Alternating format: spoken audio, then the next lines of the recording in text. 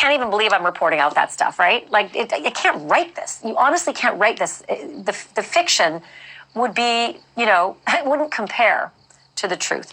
But you had a chance to talk with the father and grandmother of Ivy Webster. She's one of Jessie McFadden's victims. I'm just so curious about what their response to all of this has been.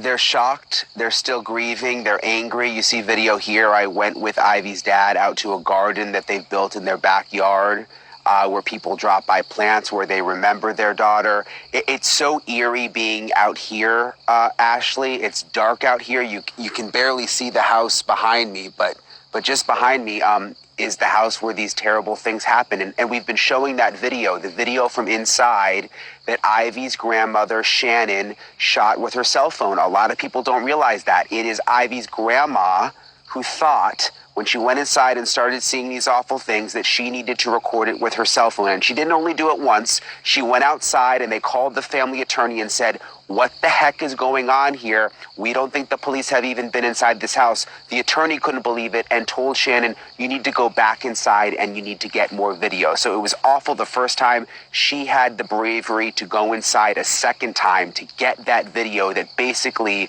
changed everything and opened the entire investigation all over again. Listen to what she told me about that.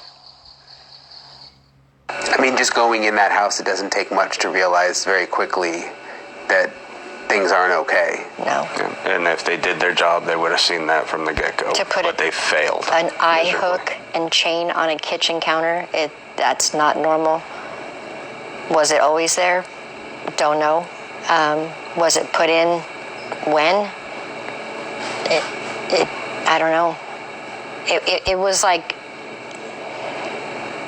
walking into doom when you walked in the house. The smell was just, and it wasn't a cat box smell.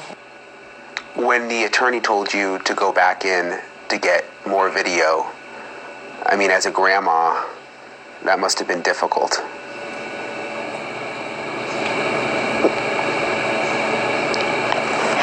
I couldn't have my daughter do it again. I didn't want to do it. But I had to. I think that if we hadn't, we wouldn't have what we have right now.